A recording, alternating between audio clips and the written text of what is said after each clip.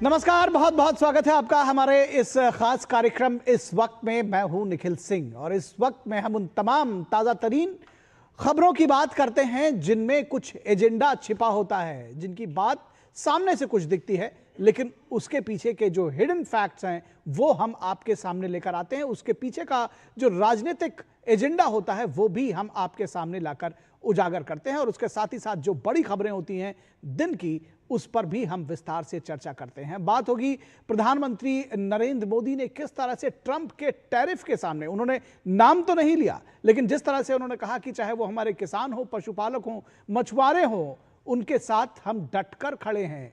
उसका क्या है अर्थ? क्या ये सीधा ट्रंप को जवाब था? इस पर भी हम विस्तार से चर्चा करेंगे और समझने की कोशिश करेंगे कि ट्रंप के टैरिफ की क्या कुछ, उसके पीछे की क्या कहानी है और उसका क्या असर हो सकता है। इस पर हम विस्तार से बातचीत करेंगे। साथ ही साथ धराली में जो रेस्क्यू ऑपरेशन चल रहा है उसकी तो बात होगी ही होगी। एसआईआर पर जो हंगामा बरपा है उसकी भी बात करेंगे। राहुल गांधी ने एक प्रेस कॉन्फ्रेंस की है और चुनाव आयोग की मतदाता सूची पर उस पर फर्जी होने के तमाम आरोप लगाए हैं। इस पर भी हम विशेष बातचीत करेंगे, अपने संवाददाता से बात करेंगे और समझेंगे कि ये पूरी खबर क्या है, इसके पीछे का आखिर एजेंडा क्या है। क्या जो बातें सामने लाई जा रही हैं बस उतनी ही है या उसके पीछे का कुछ फैक्ट और भी है। और इसके अलावा संभल में सीएम योगी आखिर क्यों बरसे हैं सपा और कांग्रेस पर, यह भी आपको बताएंगे, इस पर भी चर्चा करेंगे। लेकिन सबसे पहले देखते हैं इस वक्त की हेडलाइंस। प्रधानमंत्री नरेंद्र मोदी ने कहा, भारत अपने किसानों, पशुपालकों, मछुआरों के हितों के साथ नहीं करेगा कोई समझौता। किसानों के हित को बताया सरकार की सर्वोच्च प्राथमिकता। साथ ही कहा, व्यक्तिगत रूप से कीमत चुकाने को तैयार।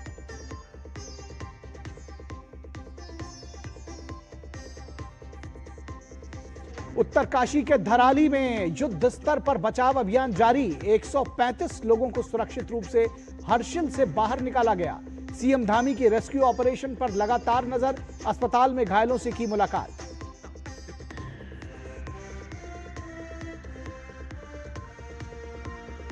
संसद की कार्यवाही विपक्ष के हंगामे के चलते बार बार बाधित। लोकसभा की कार्यवाही दिन भर के लिए स्थगित। हंगामे के बीच लोकसभा में मणिपुर वस्त्र एवं सेवा कर संशोधन विधेयक 2025 पारित।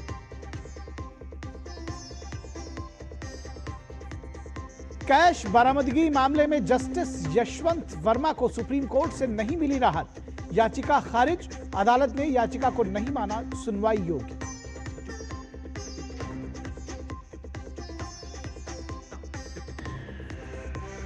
%50 टैरिफ लगाने के ट्रंप के फैसले को भारत ने बताया अकारण और तर्कहीन। कहा, बाजार पर आधारित है तेल का आयात, राष्ट्रीय हितों की रक्षा के लिए उठाया जाएगा हर जरूरी कदम।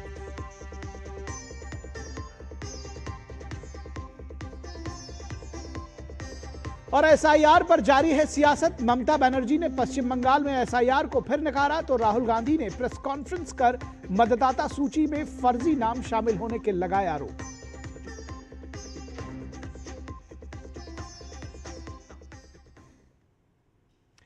तो सबसे पहले बात करेंगे अमेरिका के राष्ट्रपति डोनाल्ड ट्रंप के टैरिफ की। ट्रंप के टैरिफ पर भारत का सख्त रुख है और प्रधानमंत्री ने साफ तौर पर कहा है कि भारत अपने पशुपालकों, किसानों और मछुआरों के साथ, उनके हितों के साथ खड़ा हुआ है। और इस बीच जो टैरिफ वाला सारा मामला आया है, ये व्यापारिक इस तनाव ने एक नया मोड़ ले लिया है।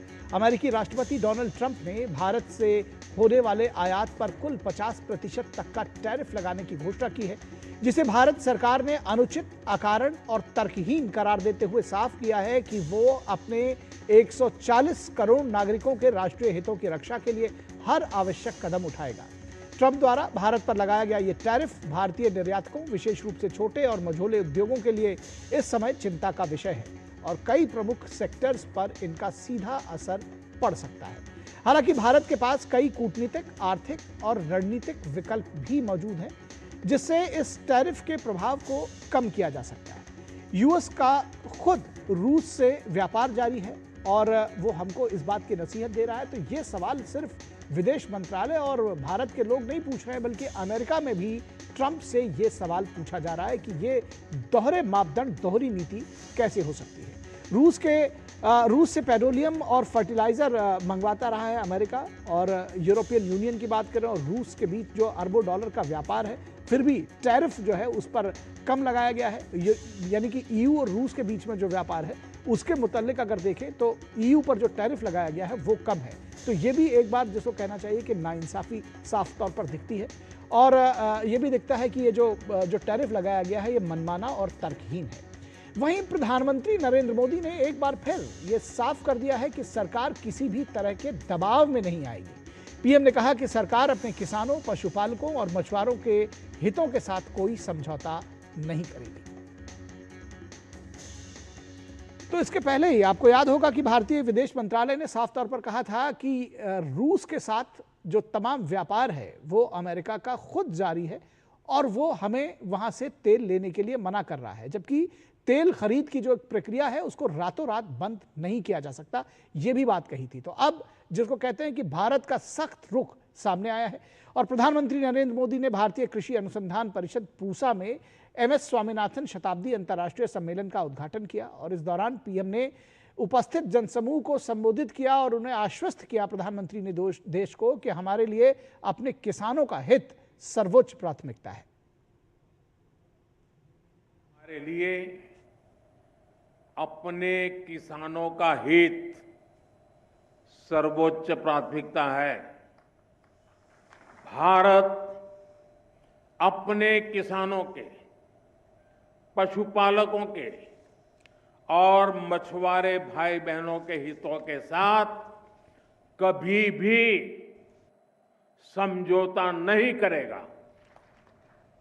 और मैं जानता हूं व्यक्तिगत रूप से मुझे बहुत बड़ी कीमत चुकानी पड़ेगी, लेकिन मैं इसके लिए तैयार हूं। मेरे देश के किसानों के लिए, मेरे देश के मछुआरों के लिए, मेरे देश के पशुपालकों के लिए आज भारत तैयार है।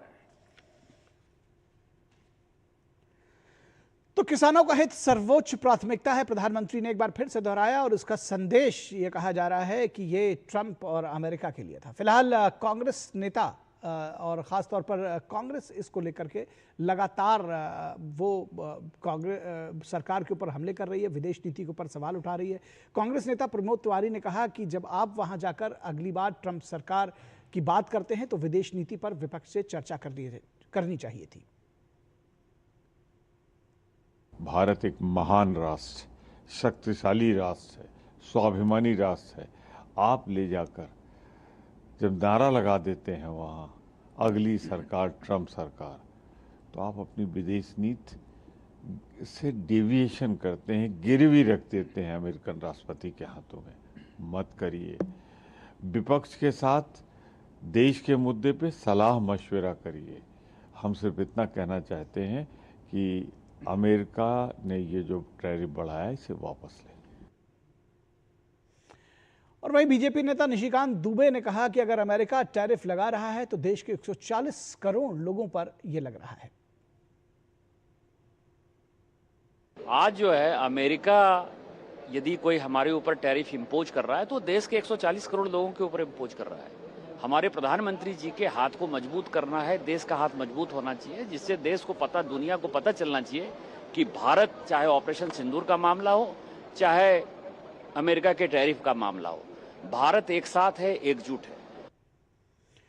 तो कहना है निशिकांत दुबे का कि भारत एक साथ है, एकजुट है। और अखिलेश यादव ने कहा कि हमें अमेरिका से रिश्ता तो रखना होगा, लेकिन पहले हमारा हित हमें अपना सोचना चाहिए।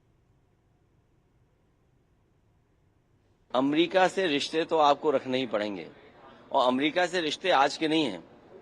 अमेरिका जैसे ताकतवर देश से आपके रिश्ते पहले से बहुत रहे हैं। उन रिश्तों को कैसे मजबूत किया जाए और कैसे बेहतर किया जाए, इस दिशा में काम करना चाहिए। और अपने हित, चाहे वो हमारे कारोबारी हों, चाहे हमारे किसान हों, उनके हितों में सोचना चाहिए। तो एक तरह से अखिलेश यादव और समाजवादी पार्टी की तरफ से ये बैलेंस बात आई है कि हमें अपने किसानों और जो हमारे लोग हैं उनके हितों की बात सोचनी चाहिए। फिलहाल इस पूरे विषय पर बातचीत करेंगे और इस चर्चा को आगे बढ़ाएंगे। हमारे साथ खास मेहमान जुड़े हुए हैं, उनसे आपका परिचय करा दें। हमारे साथ गोपाल कृष्ण अग्रवाल जो कि बीजेपी के प्रवक्ता हैं, हमारे साथ जुड़े हुए हैं। गोपाल जी, बहुत स्वागत है आपका। साथ ही साथ हमारे साथ दुष्यंत नागर जो कि पॉलिटिकल एनालिस्ट हैं और दुष्यंत जी कांग्रेस की नीतियों से प्रभावित हैं, तो दुष्यंत जी कांग्रेस का पक्ष भी रखेंगे और अपनी बात भी रखेंगे। इसके साथ ही साथ प्रोफेसर अश्विनी महाजन जो कि इकोनॉमिक एनालिस्ट हैं, प्रखर पत्रकार हैं, वो भी हमारे साथ जुड़े हुए हैं। प्रोफेसर अश्विनी महाजन, आपका स्वागत है। और प्रोफेसर अश्विनी, आपके साथ ही मैं इस चर्चा की शुरुआत करना चाहूँगा और समझना चाहूँगा कि ये जो पूरा ट्रंप का टैरिफ है, जिसको कह रहे हैं कि टैरिफ वॉर, इससे कितना कुछ फर्क पड़ने वाला है हमारी इकोनॉमी को, कैसे इसको देखते हैं? देखिए, ट्रंप साहब के साथ ये बात काफ़ी लंबे समय से चल रही है। जब से उन्होंने 2 अप्रैल को ये टैरिफ लगाने की घोषणा की थी पूरे दुनिया भर के देशों पर, तब से ये बात आ रही है कि वो स्टेबल नहीं है। अभी करते हैं, 2 दिन बाद कहते हैं कि इसको हम आगे बढ़ा दिए हैं, अब इसको 3 महीने आगे बढ़ा दिए हैं। किसी देश के साथ बड़ा लगाते हैं, कहते हैं हम इनको स्थगित कर दिया है। तो ये लगातार चल रहा है। उसमें जो कुछ बातें हमें ध्यान रखनी पड़ेंगी, एक तो ये है कि ये अभी सरकार ने भी जो कहा है अकारण है, ये है यह इलीगल है, क्योंकि इसकी वैधानिक कोई वो नहीं है, क्योंकि WTO में जो हस्ताक्षर किए हुए हैं वो अमेरिका ने भी किए, भारत ने भी किए, सब लोगों ने किए, और उसके अनुसार ये एक तरफा टैरिफ नहीं लगा सकते। दूसरा, ये अनएथिकल है और इस प्रकार से अपनी मनमर्जी से कुछ भी करते रहना ये एथिकल नहीं हो सकता। तीसरा, यह अमेरिका के लिए घातक है। यानी इसके प्रभावों के संदर्भ में जब हम बात करते हैं तो प्रभाव पड़ेंगे, थोड़ा बहुत भारत के एक्सपोर्ट्स पर थोड़ा असर पड़ सकता है, लेकिन ये स्थायी नहीं है, ये हमेशा चलने वाला नहीं है।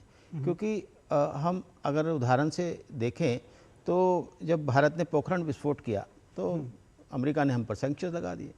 भारत सरकार ने कुछ नहीं कहा उनको, ना प्रधानमंत्री ने, ना किसी मंत्री ने, ना किसी ऑफिशियल ने कुछ नहीं कहा, और 6 महीने बाद उन्होंने कहा हम उसको विड्रॉ कर रहे हैं, क्योंकि उनकी अपनी कंपनियों के प्रेशर में किया। तो मैंने जब ये कहा कि वो अमेरिका के हित में नहीं है, तो वहाँ के लोगों के लिए, क्योंकि भारत पर केवल टैरिफ नहीं लगाया, सारी दुनिया के लोगों पर टैरिफ लगाया, तो उसके कारण वहाँ कीमतें बढ़ने वाली हैं, बढ़ना शुरू भी हो गई हैं। और कीमतें बढ़ते ही वहाँ पर रेट ऑफ इंटरेस्ट बढ़ेगा, वहाँ लोगों के लिए मकान खरीदना भारी होगा, जिन्होंने खरीद रखा है उनके EMI बढ़ जाएगी, ओवरऑल महंगाई बढ़ जाएगी। ऐसे में वहाँ रेट ऑफ इंटरेस्ट बढ़ने के कारण और महंगाई के कारण वहाँ लोग त्राही त्राही करने वाले हैं। तो इसलिए अमेरिकी सरकार को वापस लेना पड़ेगा, जिस प्रकार से उन्होंने पहले भी अपनी अमेरिकी कंपनियों के दबाव में सैंक्शंस वापस लिए थे, इस निर्णय को भी उनको वापस लेना पड़ेगा। और ट्रंप साहब एक बहुत बड़ी गलती कर रहे हैं। वो गलती ये है कि उनका कहना है कि मैं इनकम टैक्स ख़त्म कर दूंगा और टैरिफ लगा करके सारा रेवेन्यू लूँगा। सभी अर्थशास्त्री इस बात को मानते हैं कि ये टैरिफ लगा करके रेवेन्यू इकट्ठा करना और इनकम टैक्स को ख़त्म करना, यह अनइक्वल ही नहीं है, इनएफिशिएंट भी है। तो ऐसे में कुल मिलाकर के ये कौन सी अर्थशास्त्र से चल रहे हैं और हमें क्या नुकसान पहुंचाएंगे, वो अपने आप को नुकसान ज़्यादा पहुंचाएंगे, क्योंकि भारत में बहुत अच्छी रेजिलियंस है, हमारी बहुत बड़ी मार्केट है, इसलिए हम जो सामान बनाते हैं हम खुद भी कंज्यूम कर सकते हैं, दुनिया भर के हमारा बड़ी डाइवर्सिफाइड ट्रेड है, इसलिए हमारे ऊपर असर थोड़े समय के लिए पड़ सकता है, लेकिन लॉन्ग रन में हम उसमें से बाहर आएंगे। और साथ ही साथ अमेरिका की सरकार को उन्हीं के लोगों के द्वारा दबाव सहना पड़ेगा, इसके लिए वो तैयार रहें। जी जी, अब इसके अगर हम थोड़ा पॉलिटिकल एस्पेक्ट्स पे चर्चा करना चाहें, दुष्यंत नागर हमारे साथ जुड़े हुए हैं। दुष्यंत जी, आपने देखा कि जो कांग्रेस के लोग हैं, बड़ा मतलब जिसको कहते हैं कि सरकार के साथ समर्थन दिख नहीं रहा है इस मुद्दे पर, क्या कुछ सोचना आप लोगों का? क्योंकि अभी हमने अखिलेश यादव को भी आपको सुना है, बहुत बैलेंस्ड बात उन्होंने कही है, लेकिन कांग्रेस की तरफ से ऐसा नजर आता नहीं है। तो क्या इस मुद्दे पर अभी आप चाह रहे हैं कि सरकार को घेरा जाए, सरकार से नाक रगड़वाई जाए, जिसको कहा जाता है, हर मुद्दे पर आमने सामने जिस तरह से लगे रहते हैं, उस पर, इस मुद्दे पर भी आप देखना चाहते हैं? देखिए, सरकार की ये विफलता तो है ही कि सरकार अमेरिका के साथ में एक बैलेंस डील नहीं कर पाई। लगातार महीनों से पीयूष गोयल जी और उनकी टीम और बहुत सारे अधिकारियों के बारे में चर्चा आ रही है, खबरें आ रही हैं कि वो लोग वहां पर निगोशिएट कर रहे हैं। तो कहीं ना कहीं ये विफलता सरकार की है, लेकिन अमेरिकन गवर्नमेंट को और प्रेसिडेंट ट्रंप को ये सोचना चाहिए कि 140 करोड़ का देश भारत है, वो धमकाने की हिमाकत ना करें। जब भी कोई बाहरी शक्ति भारत को डराने की, धमकाने की या हमारे ऊपर कोई दबाव बनाने का प्रयास करेगा तो 140 करोड़ लोग और सभी पॉलिटिकल पार्टियां एक साथ खड़े होंगे और मुंहतोड़ जवाब देने का काम उसको करेंगे। दूसरी चीज है, हमारी सरकार से कहीं ना कहीं देखिए रणनीतिक रूप से तो कोई गलतियां हो रही हैं, क्योंकि अमेरिकन बहुत सारी कंपनी ऐसी हैं जो बैंकिंग से जुड़ी हैं, जैसे गूगल एक कंपनी है जो डिजिटल क्षेत्र में भारत से कितना रेवेन्यू ले जा रही है। हमारी सरकार को भी उनके ऊपर टैक्स लगाना चाहिए, उनके ऊपर जीएसटी पर अन्य जो भी माध्यम हो सकते हैं उनको हमें मुंहतोड़ जवाब देना पड़ेगा। दूसरा ये है कि फार्मा सेक्टर है हमारा, फार्मा सेक्टर के लिए भारत को और विकल्प खोजने पड़ेंगे कि और किन देशों के साथ में हम व्यापार कर सकते हैं, अदरवाइज नुकसान तो हमें भी होगा। आप बात कर रहे हैं, मोदी जी कह रहे हैं भाई मेरे को व्यक्तिगत है, मोदी जी आपका व्यक्तिगत क्या अमेरिका नुकसान कर देगा? आप भारत के प्रधानमंत्री हैं, भारत को रिप्रेजेंट कर रहे हैं, नुकसान फायदा जो होगा वो देश का नहीं, होगा। उन्होंने कहा कि किसानों का हित जो है वो सर्वोच्च प्राथमिकता है और वो किसानों के साथ खड़े हैं। इस सरकार की कभी नहीं रहा किसान का हित। अगर किसान का हित सर्वोच्च प्राथमिकता होती तो सरकार बनते ही भूमि अधिग्रहण कानून में अमेंडमेंट ना किया जाता। सरकार की अगर सर्वोच्च प्राथमिकता होती तो स्वामीनाथन जिनके जो उन्होंने सिफारिशें सुझाई थी एमएसपी को लेके वो लागू करी जाती। अगर किसान के ऊपर सरकार का इतना प्रेम समर्थन होता तो 3 काले कानूनों के लिए देश का किसान वर्ष भर तक ठीक है, तो इस पर जवाब ले ले, इस पर जवाब ले ले। करोड़ों अरबों रुपए का एक और मैं, क्योंकि बड़े विद्वान व्यक्ति पैनल में है, मैं इनसे आशा करूंगा कि ये किसानों के पक्ष में कुछ बोलें आज। जिस तरह से 12 लाख करोड़ से अधिक का कर्जा उद्योगपतियों का माफ हुआ, उसी तरह कुछ किसानों का भी कर्जा माफ होना चाहिए था अगर सरकार किसान के समर्थन में होती। ठीक है, ठीक है, ठीक है। गोपाल कृष्ण अग्रवाल, बहुत सारे सवाल खड़े किए हैं दुष्यंत नागर ने कि आप किसान समर्थक नहीं हैं, सरकार से रणनीतिक रूप से गलतियां हो रही हैं, कैसे देखते हैं इसको? और ये जो ये सारा मुद्दा है उस पर पीएम ने जिस तरह से कहा है कि सरकार किसानों के साथ खड़ी है, ठीक है, ये पॉलिटिकल स्टेटमेंट्स आप लोग आपस में देते रहें, लेकिन ये सच है कि जो स्टैंड है पीएम का वो एक तरह से कहीं ना कहीं खरा संदेश भी अमेरिका को दे रहा है। देखिए, हमें निखिल जी इस बात को स्पष्ट रूप से समझना चाहिए कि जो हमारा ट्रंप के साथ टैरिफ यूएस के साथ चल रहा था नेगोशिएशन, वह क्यों अब इस मोड़ पे पहुंचा है, उसकी रेड लाइन प्रधानमंत्री मोदी जी ने आज स्पष्ट रूप से बता दी कि यूएस चाहता था कि हमारे देश का एग्रीकल्चर मार्केट और डेयरी मार्केट को यूएस के प्रोडक्ट के लिए खोला जाए, और प्रधानमंत्री जी ने रेड लाइन खींच के बता दिया सामने कि इस कारण हम लोगों ने यह नेगोशिएशन आगे नहीं बढ़ रहा, कि हम किसानों के हित और हमारे डेयरी प्रोडक्ट का हित, जिसका कि संवेदनशीलता के रूप में हमारे जो धार्मिक आधार पे भी एक संवेदनशीलता है कि वहाँ के डेयरी प्रोडक्ट में गायों को मीट वगैरह भी खिलाया जाता है, नॉन वेजिटेरियन फूड भी दिया जाता है, तो इसकी संवेदनशीलता के ऊपर भी रेड लाइन खींची है। डेयरी प्रोडक्ट में हमारे लाखों करोड़ों किसान भाई और जो हमारे डेयरी प्रोडक्ट में जुड़े हुए लोगों के आजीविका की बात पे भी रेड लाइन खींची है, और किसानों के हित के ऊपर चाहे जो जेनेटिकली मॉडिफाइड सीड हो, स्टंटेड कॉर्न हो और ऐसे कई तरह के प्रोडक्ट हैं, उनके ऊपर भी उनके लिए हम भारत का बाजार नहीं खोल सकते। इस चीज पे उन्होंने रेड लाइन खींची है। बाकी चीजों में उन्होंने कहा कि हम इंडस्ट्री और उन चीजों में हम खोलने के लिए, नेगोशिएशन करने के लिए तैयार थे।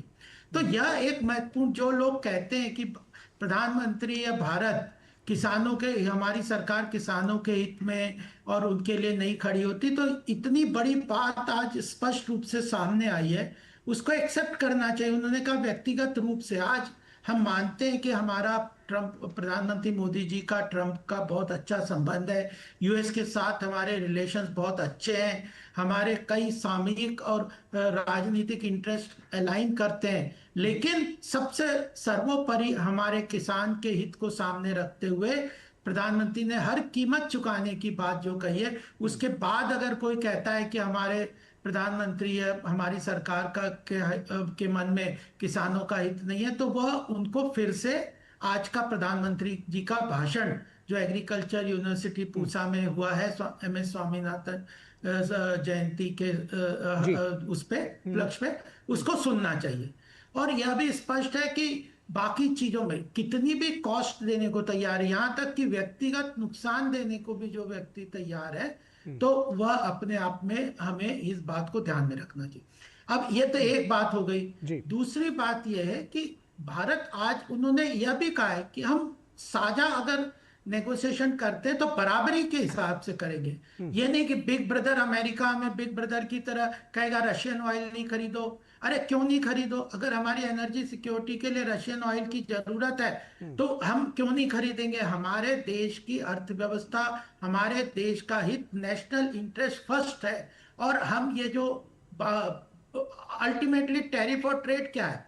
ये तो बार्गेन है, बिजनेस है। इसमें अगर अमेरिका अपना इंटरेस्ट देख रहा है तो हमें भी अपना इंटरेस्ट देखना है। हमें अपने इंटरेस्ट को कैसे प्रोटेक्ट करना है इसके ऊपर भी हम क्लियर कट है। हम इसके ऊपर कॉम्प्रोमाइज करने को तैयार नहीं है। और हमारे पास ऑल्टरनेटिव भी है। हमारा डोमेस्टिक मार्केट कितना बड़ा, 140 करोड़ जनसंख्या वाला एक डोमेस्टिक मार्केट है। हम केवल चीन वगैरह की तरह तो नहीं डिपेंडेंट है कि हम ग्लोबल मार्केट को ही एक्सेस कर रहे हैं। हमारे मैन्युफैक्चरिंग, हमारे किसान, हमारे डेयरी प्रोड्यूसर्स, हम ये सब लोग MSME, ये सेक्टर हमारे डोमेस्टिक मार्केट को कैटर कर सकते हैं। हमारे पास ऑल्टरनेटिव मार्केट, देखिए हमने पूरी तैयारी की हुई है। अगर हम इंग्लैंड के साथ, यूरोप के साथ अपने फ्री ट्रेड एग्रीमेंट कर लिया, ऑस्ट्रेलिया के साथ कर लिया, UAE के साथ कर लिया, हमारे साउथ एशियन कंट्रीज के साथ अच्छे रिलेशन, ट्रेड रिलेशंस हम डेवलप कर रहे हैं, अफ्रीका के साथ कर रहे हैं, ब्रिक्स, ब्राजील, साउथ अमेरिका, इनके साथ अच्छे रिलेशंस कर रहे हैं। तो अकेला कोई US ही थोड़ी है। हाँ, हम US को इम्पोर्टेंस देश मानते हैं, उनके साथ भी हम बाजार व्यापार करना चाहते हैं, लेकिन नेशनल इंटरेस्ट को कॉम्प्रोमाइज करके नहीं कर सकते। हमने ऑल्टरनेटिव तैयारी की हुई है। आज हमारी डिफेंस इंडस्ट्री आगे बढ़ रही है, हमारी फाइनेंशियल सर्विसेज इंडस्ट्री आगे बढ़ रही है, हमारा फार्मास्यूटिकल इंडस्ट्री ग्लोबल लीडरशिप से लेके चल रहा है, ऑटोमोबाइल इंडस्ट्री इतनी अच्छी तेजी से आगे बढ़ रही है। तो यह सारी बातों को ध्यान में रखते हुए एक समझदारी का निर्णय हमारे प्रधानमंत्री जी ने किया है। हम अपोजिशन और सभी लोगों से कहना चाहते हैं कि आप स्टडी करो, सोचो, समझो, पढ़ो और फिर बात करो। केवल पॉलिटिकल स्टेटमेंट इन चीजों में काम नहीं करेंगे। ठीक है, पॉलिटिकल स्टेटमेंट्स इन चीजों में काम नहीं करेगा। दुष्यंत, अगर ये कह रहे कि जो किसानों के हित की बात है, सुन तो लीजिए, आपने भी पूरी बात इनकी सुनी है। बेसिकली उसमें से जो बात चाहता हूं जिस पर आप जवाब दीजिए कि दरअसल जो आप कह रहे थे कि किसानों के हित की सरकार नहीं है, ये सारी बात ही कह रहे हैं कि किसानों के लिए स्टैंड लिया।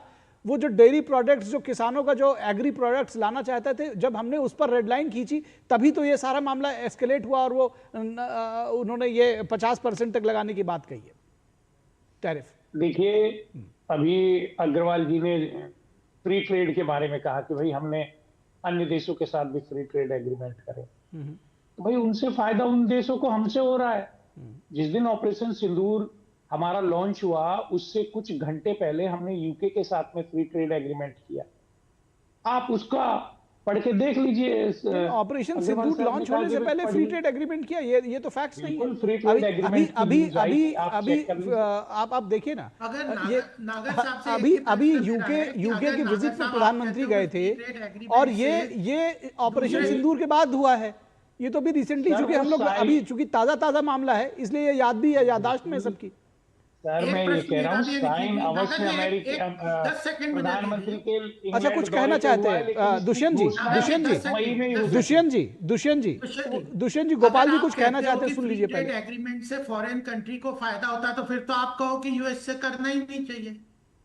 फिर तो देखिए, दोनों का इंटरेस्ट होता है। आज हमारे अश्विनी महाजन जी ने क्या कहा कि अगर फ्री ट्रेड एग्रीमेंट होता है तो वो नहीं, तो अगर उससे वो अमेरिका कह रहा है कि नहीं होता है तो हमारे रेवेन्यू बढ़ जाएगा। अरे ट्रेड ही नहीं होगा तो रेवेन्यू कहाँ से मिलेगा? उन्हें कस्टम ड्यूटी कहाँ से मिलेगी? तो उनका भी इंटरेस्ट है कि भारत के साथ ट्रेड एग्रीमेंट करें। ये केवल नेगोशिएशन के लिए खींचतान चल रही है और हम भी अपना स्टैंड लेके चल रहे हैं। और मुझे लगता है कि आने वाले समय में एक अच्छा भारत के हित वाला एग्रीमेंट होगा, हमारे टर्म्स पे होगा। ठीक है, दुष्यंत जी आइए, आपने सुन लिया। मैं भी ऐसी आशा आकांक्षा करता हूं कि हमारे देश के हित का ही होगा।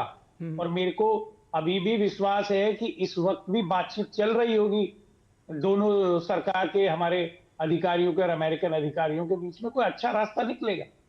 लेकिन हमें राष्ट्र हितों को प्राथमिकता देनी होगी। अगर हम फ्री ट्रेड एग्रीमेंट सारे देशों के साथ इस तरह से करते रहे तो हमारी इकोनॉमी का क्या होगा? हमें जो विदेशी मुद्रा प्राप्त होती है, अगर वो घट जाएगी तो फिर ऐसी दोस्ती करने का क्या फायदा है? ऐसे गठबंधन का, ऐसे समझौतों का, ऐसे व्यापारों का क्या फायदा है? ये भी तो हमें देखना होगा।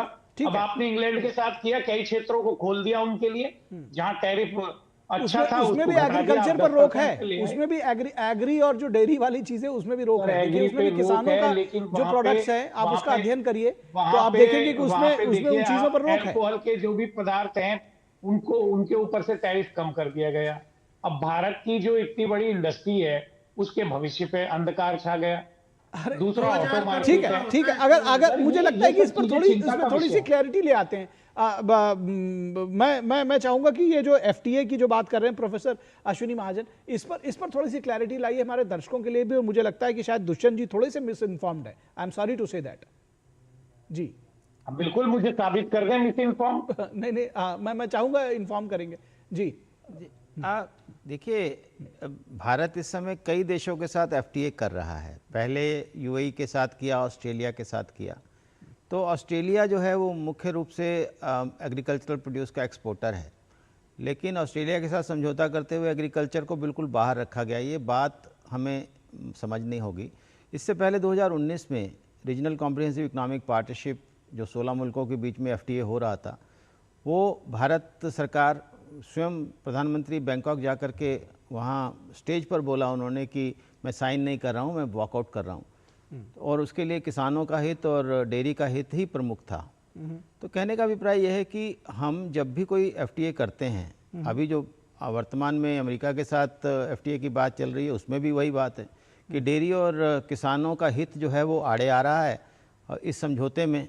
तो अमेरिका को इससे फ़ायदा होगा, भारत को इससे फ़ायदा होगा, लेकिन जब तक हमारी मैं ये बात समझना चाहता हूं, असल में जो दुष्यंत जी कह रहे हैं कि एक देश को फायदा होगा, हमारे देश को नुकसान होगा, तो ऐसा तो हो नहीं सकता। नहीं, मतलब दोनों के लिए विन विन सिचुएशन होगी किसी भी अवस्था में।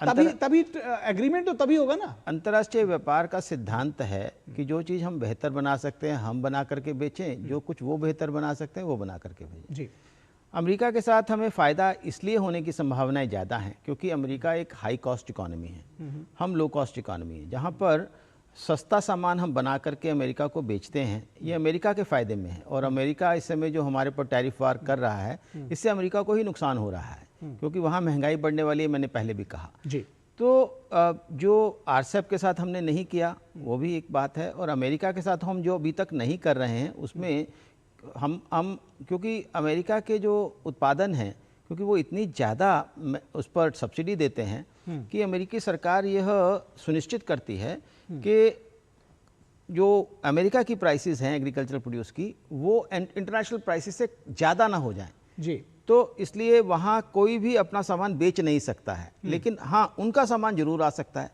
लेकिन कई सामान ऐसे हैं जैसे अमेरिकी मेवे वगैरह आते हैं, तो उसमें बहुत ज़्यादा किसानों के साथ उसका अहित नहीं होता, तो इसलिए उसको हमने स्वीकार किया हुआ है। और उसी प्रकार से जो अमेरिका से आने वाले, और जैसे अभी यूके के साथ समझौता किया, यूके के 99% हमारे जो एक्सपोर्ट्स हैं उस पर जीरो ड्यूटी आ गई और उनके 90% की आई।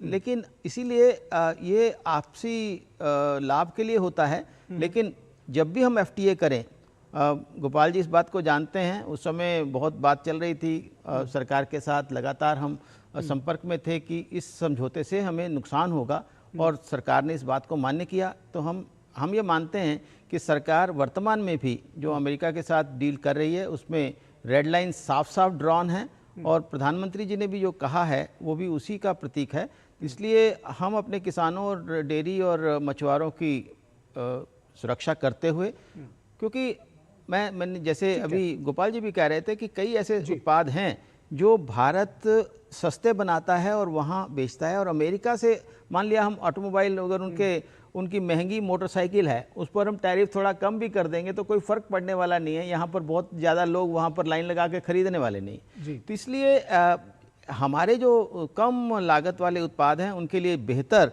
बाजार मिलता है वहाँ पर, और अगर अमेरिका के साथ हमारा समझौता होता है तो और ज़्यादा सामान बिकेगा। और ख़ास तौर पर मैं यहाँ पर ये रेखांकित करना चाहूँगा कि अभी भी जो अमेरिका के जो टैरिफ ब्रेक के लिए रुकना चाहूँगा। दरअसल हमारे प्रोड्यूसर लगातार कह रहे हैं एक ब्रेक के लिए, मैं एक ब्रेक के लिए रुकूंगा दर्शकों, उसके बाद जल्द हाजिर होऊंगा।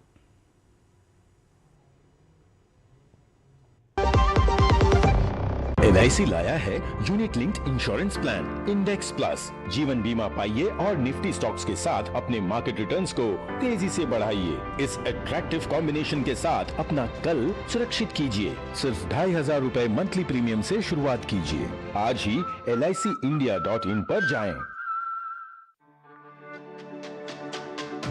मेरी पसंद, मेरी पसंद, मेरी पसंद, मेरी पसंद, हमारी पसंद, हम सबकी पसंद। मजबूत देश का मजबूत सरिया हो गया स्टील। जब 3 साल के अक्षर को अचानक हॉस्पिटल में एडमिट होना पड़ा तो पॉलिसी बाजार की टीम ने तुरंत वहां पहुंचकर उनका लाखों का क्लेम अप्रूव करवाने में पूरी हेल्प की। बीमारी में हेल्थ इंश्योरेंस ही काम आएगा। पॉलिसी बाजार पर 1 करोड़ का हेल्थ इंश्योरेंस सिर्फ 360 रुपए महीने से शुरू। ब्रेक के बाद एक बार फिर आप सभी का स्वागत है। हम ट्रंप के टैरिफ पर बात कर रहे हैं, किस तरह से भारत ने खरी कही है, प्रधानमंत्री ने भी कही है और विदेश मंत्रालय ने भी साफ तौर पर कहा है कि ये जो सारा टैरिफ की जो बात है ये तर्कहीन है और इस तरह से चीज़ें नहीं होती हैं। प्रोफेसर महाजन, आप अपनी बात ख़त्म करिए, उसके बाद मैं एक सवाल दुष्यंत नागर जी से लेना चाहता हूँ, वो भी कुछ शायद आपसे ही पूछना चाह रहे हैं।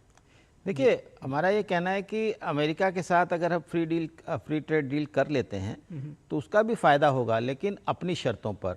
ठीक है। हम किसी भी हालत में ना तो रूस से तेल खरीदना बंद कर सकते हैं, क्योंकि रूस से तेल खरीद करके हम 1 लाख करोड़ रुपया बचा रहे हैं, ना ही हम अपने किसानों की बलि दे सकते हैं, ना अपने मछुआरों की, ना डेयरी फार्मर्स की। ठीक है। इसलिए अपने हितों की सुरक्षा करते हुए हम अपना इस डील को करें, वो स्वागत योग्य होगी। ठीक है, ठीक है। दुष्यंत जी, आप कुछ पूछना चाह रहे हैं?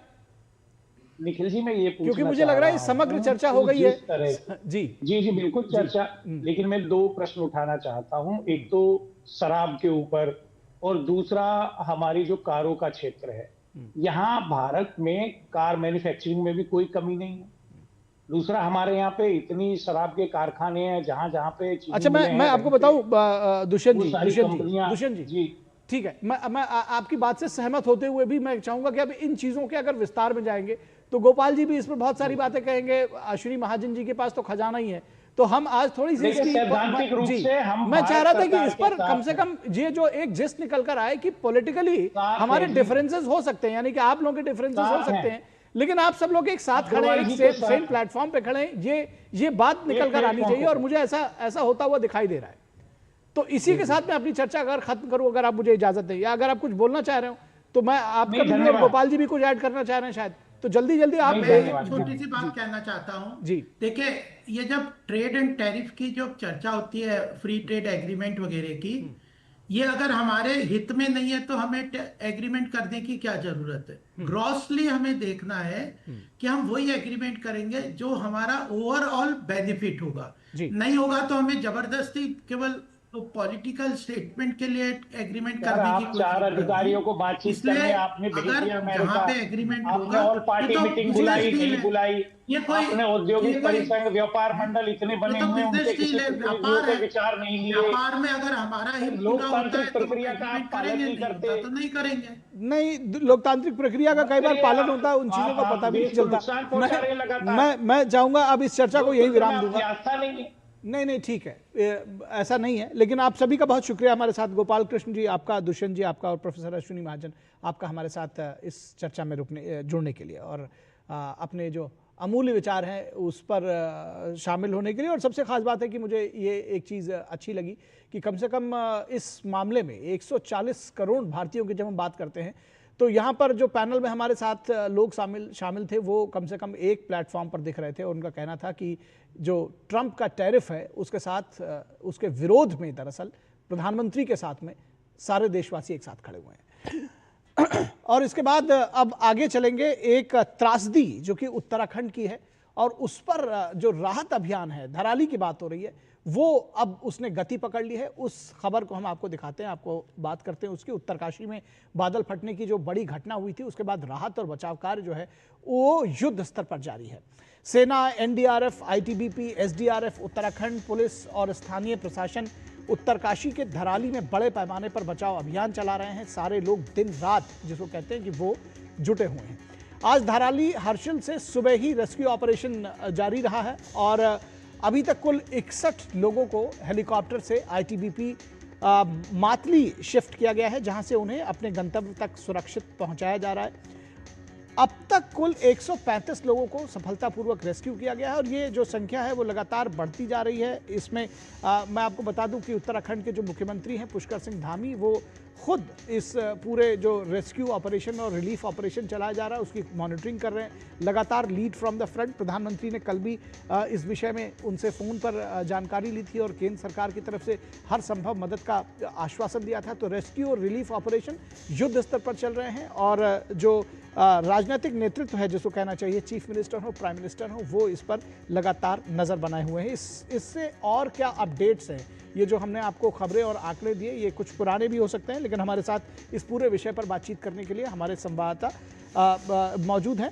लेकिन उससे पहले हम आपको बता दें कि जो रेस्क्यू रिलीफ ऑपरेशंस में लोग काम कर रहे हैं, जो जुड़े हुए हैं, उनकी बात कर लें। डीआईजी एनडीआरएफ के हैं गंभीर सिंह चौहान, उनका क्या कुछ कहना है इस पूरे विषय पर, आइए आपको सुनवाते हैं। अब ये जो धराली में आपदा आई है उसके लिए हमारी टीमें लगभग 4 टीमें हैं, लेकिन चूंकि रास्ता जैसा सबको मालूम है कि सड़क टूटी होने की वजह से नहीं पहुंच पाए हैं।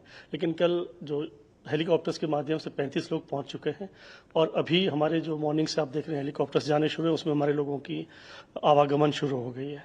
साथ ही वहाँ पर जो कम्युनिकेशन का इशू था, आज सुबह ही हमारा जो एक QDA होता है उसने भी काम करना शुरू कर दिया। कुछ सैटेलाइट फोन भी हमारे वहाँ पे काम कर रहे हैं, जो कि इस ऑपरेशन में एक बहुत बड़ी मददगार साबित होगी। बाकी वहाँ पर पूरा स्टेट एडमिनिस्ट्रेशन, आर्मी, ITBP और NDRF, SDRF सभी इवन स्थानीय लोग काफ़ी मिलकर इस आपदा का सामना करने में एक दूसरे की मदद कर रहे हैं। जी, तो इस आपदा का सामना करने में एक दूसरे की मदद कर रहे हैं। सबसे खास बात है कि सेना भी इसमें लगी हुई है। सेना की तरफ से लेफ्टिनेंट जनरल नवीन सचदेवा क्या कुछ कह रहे हैं, आइए उनको भी सुनते हैं। Indian Army has established joint control rooms at Dehradun, Joshimath and now fully operational at Harsil Dharali itself. Wish to also highlight that General Sengupta, the General Officer commanding Central Command, despite the adverse conditions, could manage to reach out at Harsil and Dharali on 6th itself for overseeing the rescue operations. We are committed to round-the-clock operations on war footing to provide all requisite assistance. मैं आश्वासन दिलाना चाहता हूं कि हर प्रकार के relief operations को पूरा किया जाएगा और इसमें सेना और इंडियन एयरफोर्स का सभी एजेंसीज के साथ मिलकर प्रयास जारी है। और इस पूरी खबर पर बातचीत करने के लिए हमारे साथ इस वक्त हमारे संवाददाता नीरज सिंह, जो इस पूरे ऑपरेशन को कवर कर रहे हैं, ग्राउंड जीरो से हमारे साथ जुड़े हुए हैं। नीरज, लेटेस्ट अपडेट आपसे जानना चाहेंगे। जो राहत और बचाव अभियान है उसमें कुछ तेज़ी आई है। जब से हम आपसे कल बात हो रही थी तो आपने बताया था कि बहुत सारे संकट और ख़ासतौर पर मौसम एक बाधा बना हुआ था, जो टूटी सड़कें थी वो बाधा बना हुआ था। आज हेलीकॉप्टर्स की जो सर्विस है वो करने में कहीं ना कहीं मदद मिली है, या ये कहा जाए कि उसकी शुरुआत हो सकी है। क्या कुछ अपडेट्स आप देंगे हमको? देखिए, बिल्कुल मौसम मददगार आज रहा है और सुबह से लेकर अभी तक जो बारिश है वो नहीं हुई है और धूप भी खिली हुई है। यही कारण है कि जो रेस्क्यू ऑपरेशन है उसमें तेज़ी आई है। हालांकि कई जगह जो रोड कनेक्टिविटी है निखिल, वो अभी भी डिस्टर्ब है। ऐसे ही एक इलाके में है जो मनेरी से धराली की तरफ जाता है और यहाँ पर थोड़ी देर पहले यहाँ पर एक लैंडस्लाइड हुआ था। उसके बाद इस पूरे इलाके को क्लियर किया गया, एक अस्थायी तौर पर जो रोड है वो बनाई गई और आप देखें कि राइट में हमारे कैमरामैन दिखाएंगे कि जो भागीरथी नदी है उसका वेग आपको कितना दिखाई दे रहा है। 3 दिन के बाद भी जो पानी है वो आपको किस तरीका दिखाई दे रहा है। मटमैले कलर का पानी है, ये बताता है कि कितने प्रेशर से पानी ऊपर से नीचे आया था और धराली को एक तरीके से पूरा का पूरा फ्लश आउट कर दिया था। कई जगह आप देखें कि रोड कनेक्टिविटी अभी भी डिस्टर्ब है, जिसको बहाल करने का जो काम है वो तेज़ी से चल रहा है। एक जगह गंगनहर एक जगह है जो मनेरी से थोड़ी दूर पर है, वहाँ पर एक पुल है वो डैमेज हुआ है। उस पुल के कारण जो राइट हैंड हमारे कैमरामैन जिस इलाके को दिखाएंगे कि ये राइट हैंड का जो इलाका है ये पूरी तरीके से प्रभावित है, यानी कि ये डिसकनेक्ट हो गया है और उसको रीस्टोर करने के लिए एक बैली ब्रिज बनाने का जो काम है वो तेज़ी के साथ आज शाम से शुरू हो जाएगा और कल तक उम्मीद की जा रही है कि ये पूरा का पूरा इलाका है वो कनेक्ट हो जाएगा। तो रेस्क्यू ऑपरेशन में तेज़ी लाई जा रही है। अभी भी जो हेली है वो लगातार फ्लाई कर रहा है सुबह से लेकर अभी तक और बड़ी संख्या में जो लोग फंसे हुए थे, खास तौर से गंगोत्री में जो श्रद्धालु थे वो वहाँ से निकलकर सुरक्षित स्थानों पर पहुँचाए गए हैं। बहुत सारे हर्षिल पहुँचाए गए हैं। इसके अलावा बहुत सारे जो लोग हैं वो उत्तरकाशी पहुँचाए गए हैं, क्योंकि कल हमें जानकारी मिली थी कि 250 से ज़्यादा जो श्रद्धालु हैं वो हर्षिल और गंगोत्री के बीच में फंसे हुए थे, लेकिन धीरे धीरे उनको निकालने का जो काम है वो लगातार चल रहा है। हम कह सकते हैं कि अब मौसम ने ज़रूर हमारे जो तमाम सुरक्षा और इसके अलावा बचाव में जो लोग लगे हुए हैं उनकी सहायता करी है, लेकिन अभी भी चुनौतियां हैं, क्योंकि बटवाड़ी के आगे का जो रास्ता है वो अभी भी क्लियर नहीं है और जब तक वो रास्ता क्लियर नहीं होगा तब तक बड़े पैमाने पर जो रेस्क्यू ऑपरेशन है उसे चलाना। अच्छा, धराली में नीरज धराली में रेस्क्यू की क्या स्थिति है? पहुंच पाएंगी धराली में रेस्क्यू की क्या स्थिति है? देखिए, धराली की अगर बात करें तो रेस्क्यू हेली रेस्क्यू काफ़ी तेज़ी के साथ चल रहा है। वहाँ पर मेडिकल टीम मौजूद है। इसके अलावा सर्च अभियान वहाँ पर चलाया जा रहा है। एनडीआरएफ और इसके अलावा आईटीबीपी के जो डॉग स्क्वाड हैं वो लगातार वहाँ पर सर्च कर रहे हैं। अभी तक जो जानकारी हमें मिली है 60 के करीब जो लोग हैं अभी भी मिसिंग हैं और 5 लोगों की डेथ है। हालांकि एक डेथ सुबह भी या कहें कि एक डेड बॉडी मिली थी, तो हम कह सकते हैं कि 6 लोगों की मृत्यु इस आपदा में हो गई है और अभी भी बड़ी संख्या में जो लोग मिसिंग हैं उनको खोजने का काम चालू है। मुख्यमंत्री खुद धराली गए थे और वहाँ पर जो रेस्क्यू में लगे हुए जो लोग हैं उनको दिशा निर्देश दिया। इसके अलावा कई आईएएस ऑफिसरों की टीम वहाँ पर लगाई गई है। तो कुल मिलाकर कोशिश यही की जा रही है कि जल्द से जल्द और तेज़ी के साथ रेस्क्यू ऑपरेशन चलाया जाए, लेकिन जब तक रोड कनेक्टिविटी निकल बहाल नहीं होगी इस रेस्क्यू ऑपरेशन को सिर्फ हेली के द्वारा ही चलाया जाएगा, जो बड़े पैमाने पर संभव नहीं है, क्योंकि हेली में 1, 2, 4, 5 लोग लेके जा सकते हैं। जैसा कि आपने एनडीआरएफ के डीजी की भी बाइट चलाई थी कि अभी तक 35 लोग एनडीआरएफ के वहाँ पहुँचे हैं, जबकि एक बड़ी संख्या है जो एनडीआरएफ के लोगों की अभी भी इंतजार कर रही है कि रोड कनेक्टिविटी बहाल होगी तो वो तेजी के साथ वहाँ पर रेस्क्यू करेंगे। हालांकि रेस्क्यू चल रहा है लेकिन उतनी तेज नहीं चल रहा है। अगर रोड कनेक्टिविटी बहाल हो जाएगी, जैसा कि हमने बात भी करी थी, जो डीजी बीआरओ हैं उनका ये कहना है कि आने वाले कुछ दिनों में रोड कनेक्टिविटी बहाल कर ली जाएगी और हर्षिल से जो धराली का जो रास्ता है, हर्षिल से धराली का रास्ता, उसका नया रास्ता भी तैयार किया जा रहा है ताकि तेजी के साथ यहाँ पर रेस्क्यू ऑपरेशन को अंजाम दिया जा सके। ठीक है नीरज, बहुत शुक्रिया इस तमाम बातचीत के लिए और इन तमाम अपडेट्स को हम तक पहुँचाने के लिए नीरज। और रुकेंगे एक छोटे से ब्रेक के लिए। ब्रेक के बाद जब वापस लौटेंगे तो बात होगी कि एसआईआर पर सियासत और घमासान दोनों जारी है।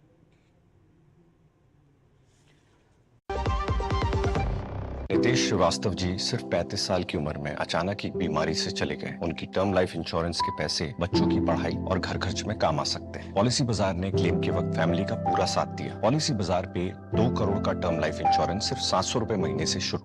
जब धरती चीर कर निकलता है लोहे का पत्थर और मिलता है मोंगिया के जोश से, फिर तपता है, पिघलता है और बनता है फौलाद।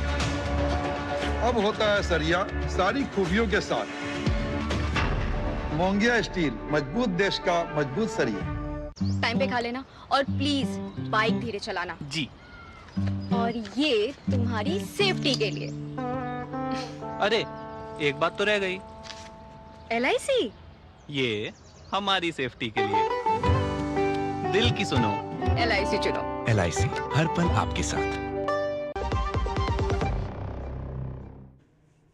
ब्रेक के बाद एक बार फिर आप सभी का स्वागत है। और सघन मतदाता पुनरीक्षण यानी एसआईआर पर सत्ता पक्ष और विपक्ष के बीच घमासान लगातार जारी है। इस मुद्दे को लेकर संसद में विपक्ष का हंगामा जारी है। लोकसभा और राज्यसभा दोनों ही की कार्रवाई इसको लेकर बाधित हुई है। सरकार की ओर से कहा गया है कि चूंकि ये मामला अभी अदालत में है, इसलिए संसद में इस पर चर्चा कराना अभी ठीक नहीं होगा।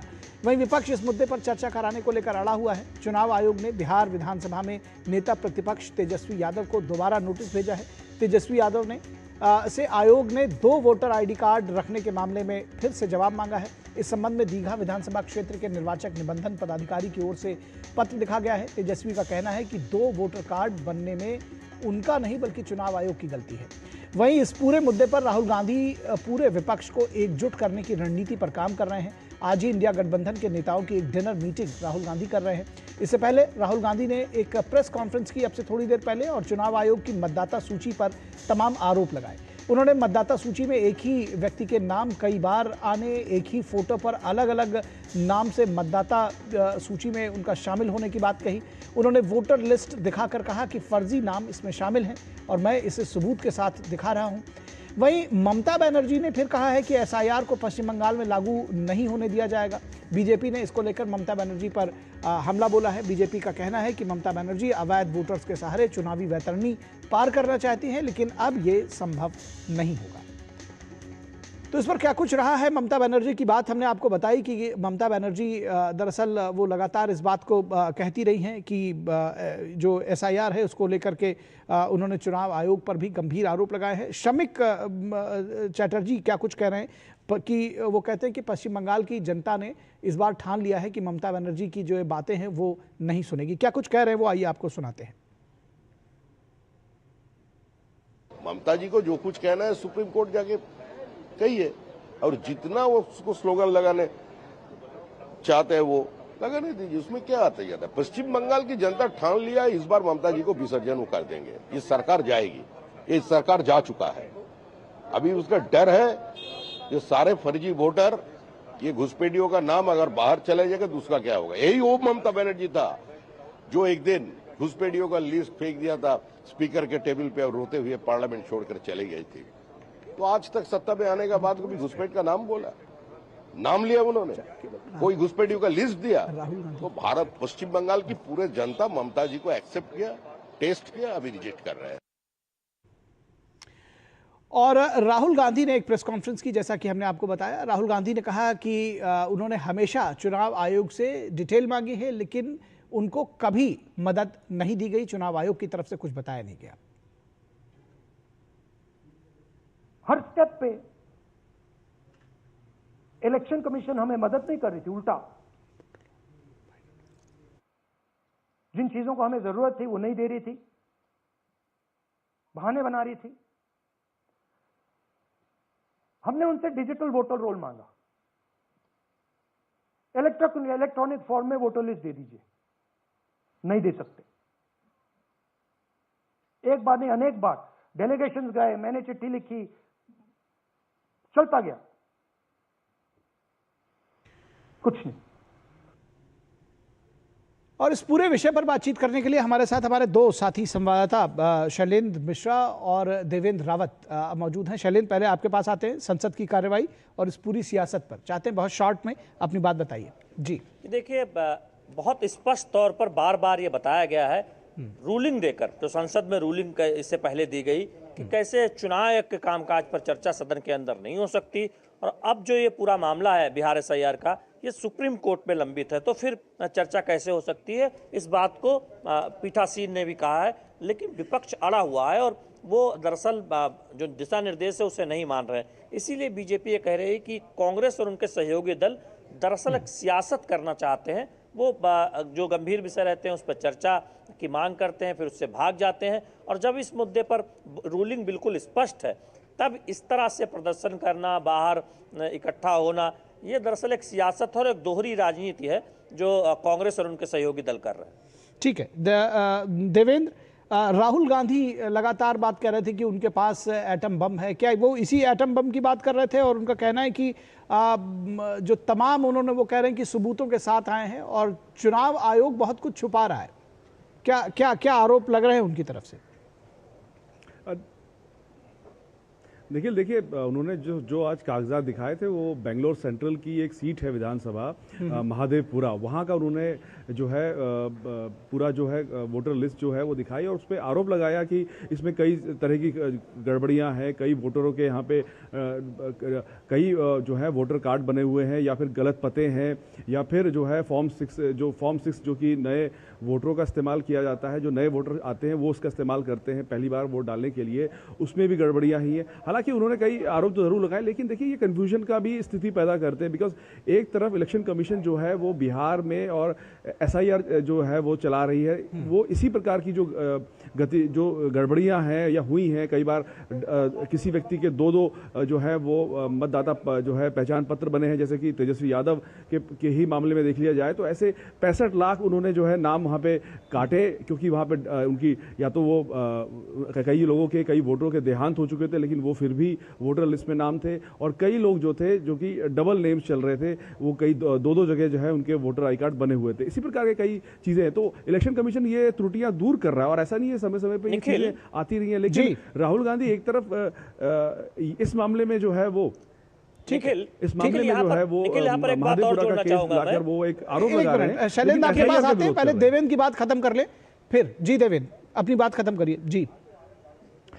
देखिए जिस तरह, क्योंकि यहाँ पे आपका कहने का आशय जो है देवेंद्र वो मैं समझ गया, आप ये कह रहे हैं कि अभी मुद्दा बिहार का चल रहा है। सवाल किया गया था कि SIR के मामले में हाँ देवेंद्र सॉरी अब बोलिए। जहाँ पे SIR की बात हुई तो उन्होंने कहा कि हम बिहार में जाएंगे और बिहार में जाकर हम SIR के मुद्दे पे बात करेंगे, हम वहां मार्च निकालेंगे। लेकिन आप राष्ट्रीय राजधानी में हैं, आप इलेक्शन कमीशन पे लगातार आरोप लगा रहे हैं और आप एक विधानसभा के मामले को लेकर आप लोकसभा चुनाव से लेके तमाम जितने विधानसभा चुनाव हुए उन सभी चुनावों के जो निर्णय है उन पर जो है शक पैदा कर रहे हैं। बिल्कुल ठीक बात है, आप एक जगह से कह के आप बाकी सबका नहीं कह रहे। शैलेंद्र कुछ कहना चाह रहे थे करके चुनाव आयोग को नहीं दे रहे। निखिल मैं ये कहना चाह रहा हूँ कि प्रेस कॉन्फ्रेंस करके चुनाव आयोग पर सवाल पूछना, उनसे सवाल मांगना, जवाब मांगना, दरअसल ये तरीका नहीं है जो सूत्र में बता रहे हैं। आपको अगर कोई जानकारी चाहिए तो आप बाकायदा दस्तखत करके एक चुनाव आयोग से आप जानकारी मांग सकते हैं, अनुरोध कर सकते हैं। क्या राहुल गांधी या राहुल गांधी की तरफ से कोई जानकारी मांगने के लिए औपचारिक दस्तावेज दिए गए,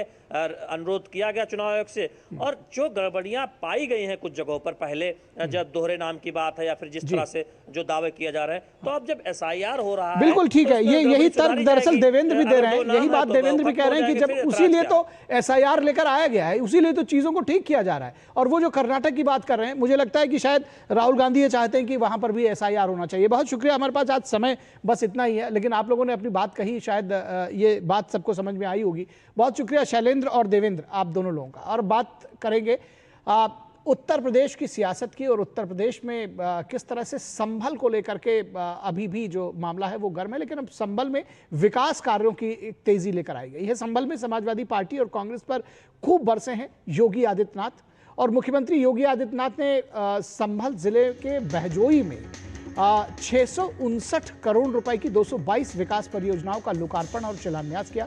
इस दौरान एक विशाल जनसभा को भी उन्होंने संबोधित किया और संभल के धार्मिक विरासत संरक्षण, ऐतिहासिक जो स्थल हैं उनके संरक्षण की बात कही और अन्यायों की भी बात कही उन्होंने। राजनीतिक विरोधियों पर भी उन्होंने तीखे हमले किए। इस दौरान सीएम योगी ने संभल को हिंदू आस्था का प्रतीक बताया और कहा कि विदेशी आक्रांताओं को ही नहीं बल्कि इस दौरान कांग्रेस और सपा को भी इसमें शामिल समझना चाहिए। उन्होंने कहा कि जो विदेशी आक्रांताओं ने किया वो तो किया ही, कांग्रेस और सपा ने भी इसमें तमाम सारा ऐसा काम किया है जिस पर उनको जो है कहीं ना कहीं दोषी ठहराया जाना चाहिए। सीएम योगी ने चेतावनी दी कि संभल के साथ पाप करने वालों को उनके पापों की सजा जरूर मिलेगी।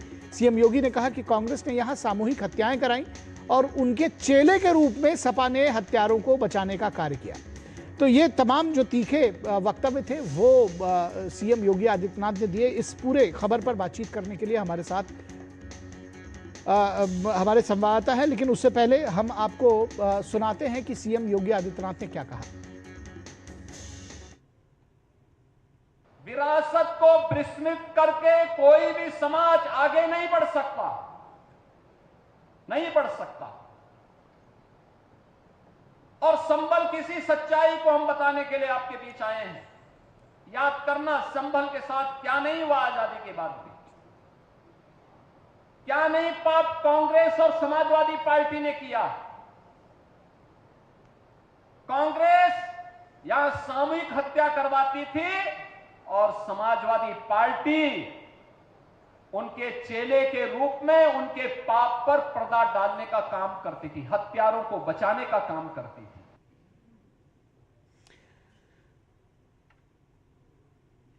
और इस पूरे विषय पर बातचीत करने के लिए हमारे साथ हमारे संवाददाता विकास सिंह इस वक्त मौजूद हैं। विकास, बहुत जिसको कहना चाहिए कि बहुत हार्ड स्टेटमेंट कि सपा जो है, कांग्रेस इस तरह का काम करती थी और सपा उन हत्यारों को बचाती थी। ये अभी जो आक्रोश है योगी आदित्यनाथ का, वो संभल को लेकर खत्म नहीं हुआ है। जी बिल्कुल सही कह रहे हैं आप, लेकिन संभल में जो हुआ था वो भी आक्रोशित करने वाला ही था। वहां पर जब तमाम सारे दस्तावेज मिले, तमाम सारी घटनाओं के बारे में पता चला जिसे पूरी दुनिया ने जाना, जिस तरीके से वहां पर 45 साल पहले जो घटना की गई थी, और 45 साल पहले ही नहीं, आजादी के बाद से सिलसिलेवार वहां पर जिस तरीके से एक एजेंडा चलाया गया, पूरी डेमोग्राफी बदलने की कोशिश की गई, वहां पर इतना ज्यादा पलायन हुआ, वो उस जगह का जो अगर कह सकते हैं भगवान के कल्कि अवतार का तमाम सारे ग्रंथों में इस बात के प्रमाण है कि वहां पर माना गया है कि वही होगा। वो उस जगह पर इस तरीके से वहां पर बर्बरता बरती गई एक समुदाय के खिलाफ कि उसको वहां से हटना पड़ा। और तब जब वहां पर किसी विशेष चेकिंग अभियान के लिए जाया जाता है और वहां पर एक ताले में बंद पड़ा मंदिर मिलता है और माना जाता है कि सभी लोग भाग गए, कई लोगों को टायर जाल गले में डालकर जलाया गया। तो इस तरीके की घटनाएं हुई और वहां पर ये संभल उसी जगह जहां योगी जी बोल रहे हैं, लेकिन उससे पहले यहां पर बोलना तो दूर, आवाज उठाना भी बड़ा मुश्किल होता था। संभल में, संभल के एरिया में लोगों को जाना मुश्किल होता था। खग्गू सराय समेत तमाम वो एरिया हैं जहां पर लोग आवाज नहीं उठा सकते थे, नजर नहीं मिला सकते थे। लेकिन आज कानून व्यवस्था का राज वहां पर कायम हो रहा है, अपराधियों पर कार्रवाई की जा रही है। वही जगह है जहां पर कोर्ट का आदेश पालन ना हो इसके लिए गुम्मे चलाए जाते हैं, गोलियां चलाई जाती हैं, लोगों की मौत होती है, पुलिस प्रशासन के ऊपर गोलियां चलाई जाती हैं। तो ये वो जगह थी जहां कानून का आदेश नहीं माना जाता था, यहां पे गोलियां चलती थी। तो मुख्यमंत्री योगी आदित्यनाथ इसी को कह रहे थे कि अब कानून का राज है और लोगों के दिल से डर निकल रहा है क्योंकि अपराधियों के खिलाफ कार्रवाई हो रही है।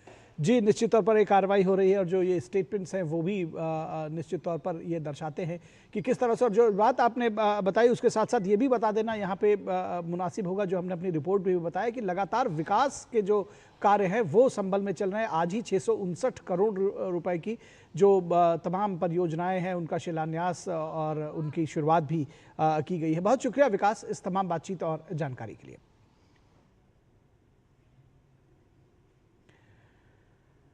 और इस वक्त के आज के अंक में बस इतना ही। हमारी पूरी टीम को दीजिए इजाजत। नमस्कार।